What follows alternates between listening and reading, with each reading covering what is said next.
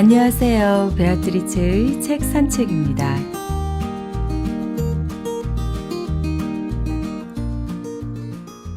어느새 여름이 성큼 다가왔습니다. 가리고 다니던 팔뚝살과 뱃살을 이제 슬슬 노출해야 하기에 임시방편으로라도 밤량을 좀 줄이시는 분도 계실 거고 1년 내내 매일이 다이어트인 분도 계실 텐데요.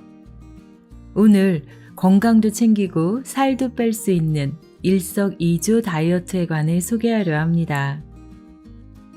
이 책의 저자는 놀 거 다 놀면서 서울대를 졸업했다고 말하는 것처럼 다이어트 또한 2번의 출산으로 늘어난 뱃살을 4개월 만에 체중이 아닌 체지방을 10kg 감량한 미식 전문 에디터입니다. 미식과 다이어트는 극과 극이죠. 하지만 맛있는 음식을 먹으면서 다이어트에 성공한 그녀의 노하우들이 저는 다른 어떤 책보다도 공감이 되었습니다. 이 책의 편집자도 책을 편집하는 동안 책 속 내용을 그대로 따라했더니 3개월 동안 체지방 9kg을 감량했다고 하네요. 저자 혼자만의 방법이 아닌 의사, 트레이너, 스포츠 영양사 등 전문가의 근거 있는 조언을 기반으로 최대의 다이어트 효과를 내는 지속 가능한 다이어트법, 초격차 다이어트 준비했습니다. 펴낸 곳은 맛있는 책방입니다. 다이어트를 할 때 동기부여를 하려고 애쓰는 분들이 있습니다. 또 그래야 성공한다고 알려주는 책들도 많죠. 그에 대해 저자는 이렇게 말합니다. 이유를 생각하지 마세요. 동기부여에 집중하지 마세요. 그냥 체지방을 감량해 건강하고 가벼워지겠다는 정도만, 그리고 자꾸 반복하며 습관이 되게 하세요. 마치 자고 일어나 양치질을 하는 것처럼요. 아침에 일어나서 칫솔을 짜며 그 이유를 생각하는 사람은 없습니다. 그냥 그렇게 하지 않으면 찝찝하니까, 습관이니까 하는 거죠. 굳이 치석을 제거하고 충치를 예방하고자 하는 일이라고 매번 스스로를 설득할 필요가 없는 것입니다. 다이어트는 이렇게 가벼운 마음으로 시작하자는 겁니다.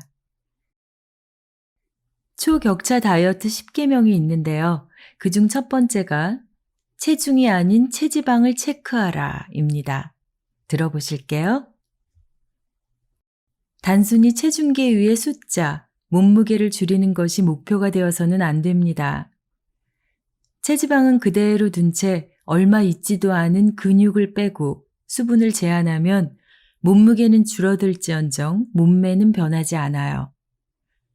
굶어서 몸무게를 낮추면 건강은 악화되고 얼마 지나지 않아 다이어트 시작 전보다 몸무게가 더 늘어나는 요요 현상이 오게 됩니다.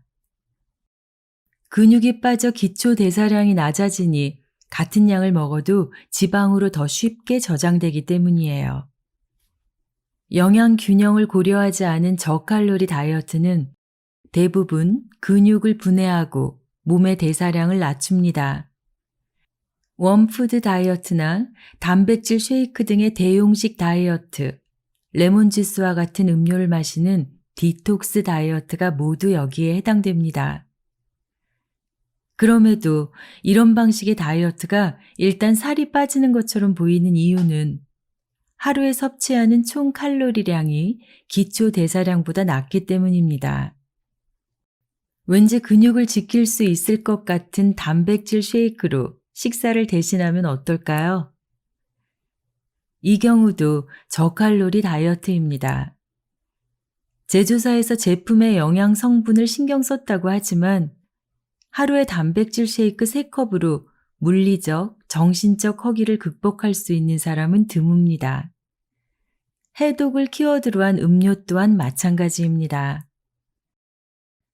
몸무게가 줄어드는데 뭐라도 빠져 좋은 거 아닌가요? 라고 생각할 수 있지만 그렇지 않습니다.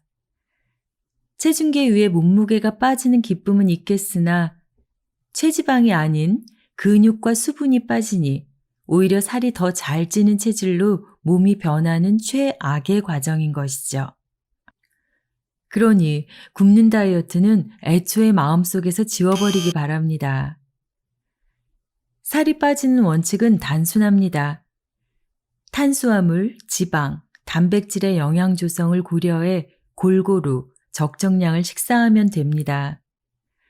모든 영양소를 균형 있게 적당히 섭취하는 것이 지방을 분해한다고 알려진 특정 음식의 특정 성분을 찾아 먹거나 식사 시간을 통제하는 것보다 훨씬 중요합니다. 이처럼 특정 성분이 체중 감량에 도움이 된다는 등의 아주 단편적인 지식은 오히려 우리의 다이어트를 방해합니다.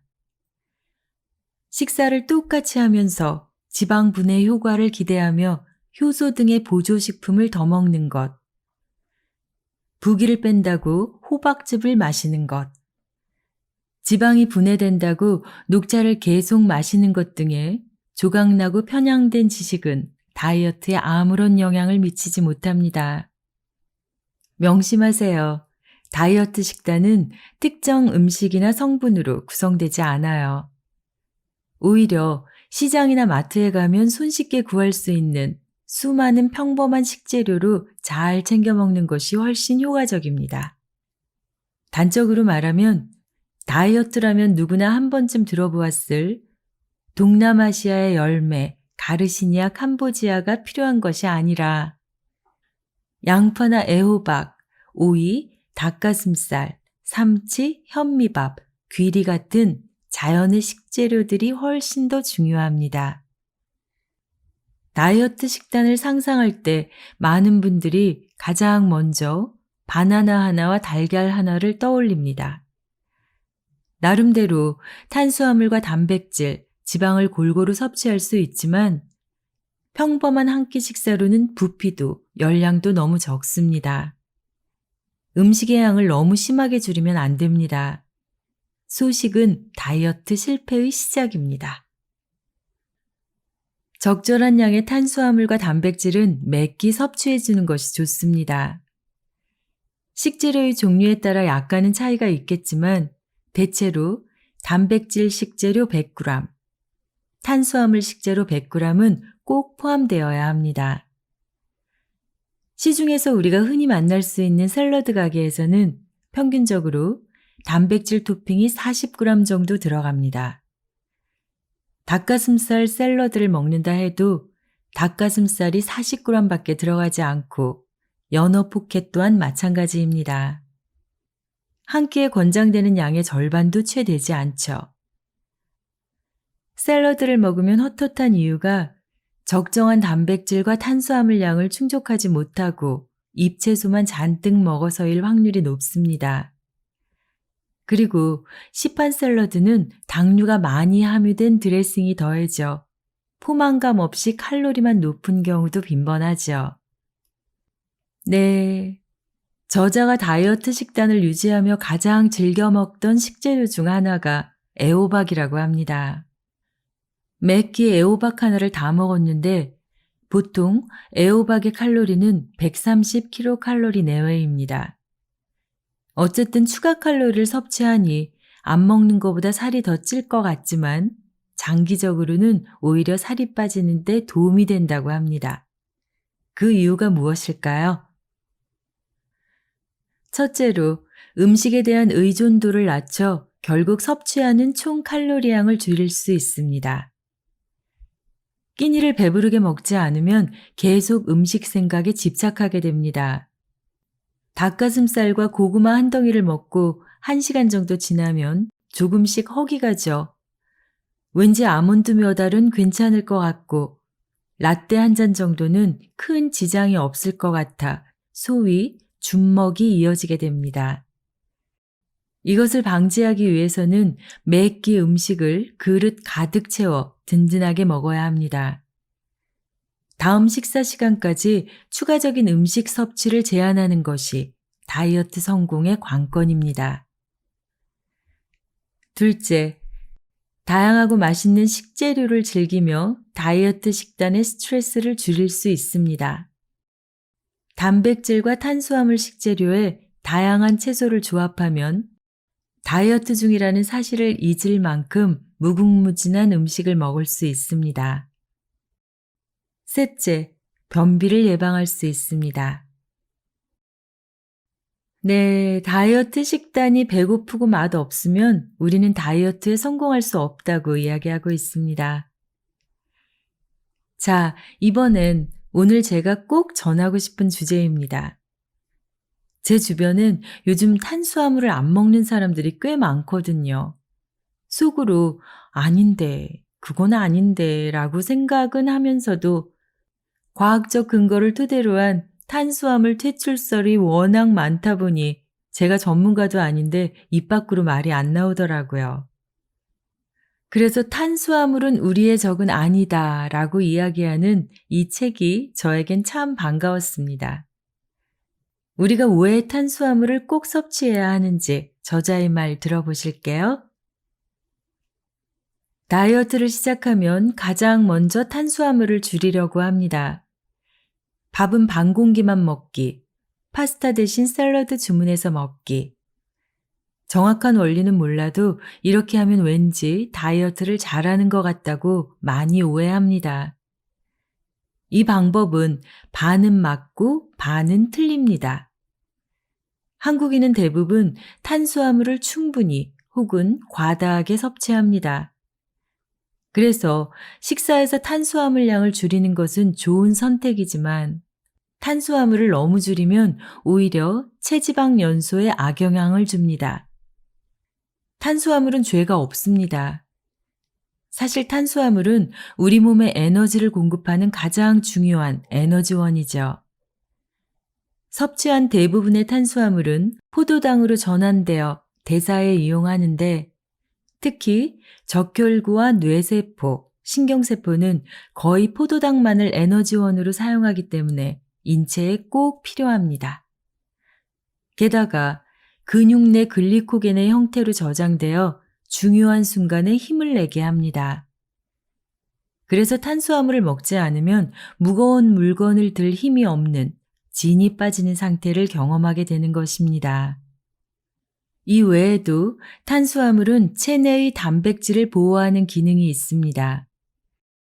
또한 지방이 분해되는 과정에서도 탄수화물이 필요합니다. 살을 빼기 위해 지방을 태우려면 먼저 지방을 태울 수 있는 불씨가 필요한데 이 부분을 탄수화물이 담당하기 때문입니다. 적정한 탄수화물을 먹지 않으면 효과적으로 지방을 연소하기 힘이 듭니다. 몸에 필요한 최소한의 탄수화물을 매 끼 꼭 섭취하세요. 탄수화물은 우울감이나 무력감을 방지하는 중요한 성분이기도 합니다. 무탄수화물 또는 저탄수화물 식단은 지양해 주세요. 네. 우리가 진짜 지양해야 할 것은 탄수화물이 아닌 당분입니다. 우리가 흔히 말하는 당 떨어진다는 표현은 사실과는 거리가 멀다고 하네요. 우리 몸은 항상성을 유지하기 위해 인슐린을 통해 혈당을 계속 관리를 하고 있습니다. 그래서 스트레스를 받는다고 저혈당이 되는 일은 거의 없다고 합니다. 당뇨병이나 특별한 질병이 있지 않은 상태라면요. 그냥 힘들다는 핑계로 단 음식이 먹고 싶은 것이죠. 잠깐의 달콤한 즐거움 끝에는 빠르게 증가하는 체지방만이 남는다는 것 기억하시고요. 탄수화물 아닌 당을 줄여보는 겁니다. 식단이 80%, 운동이 20%라는 말이 있죠. 아무리 운동을 하고 활동량을 늘려도 음식으로 섭취하는 칼로리를 능가할 수는 없습니다. 시속 10km로 60분간 달리기를 지속해야 약 500kcal를 태울 수 있는데 이는 감자칩 한 봉지 정도에 해당됩니다. 문제는 하루에 60분간 쉬지 않고 달리기를 하는 사람은 거의 없고 감자칩 한 봉지는 가볍게 먹는 사람이 아주 많다는 것이죠. 체지방 감량을 목표로 한다면 무조건 섭취 칼로리는 줄여야 합니다. 여성의 경우는 하루의 기초 대사량 수준인 1200kcal 정도를, 남성은 1500kcal 정도를 섭취하며 운동을 통해 추가로 칼로리를 소모하면 가장 효과적으로 체중을 감량할 수 있습니다.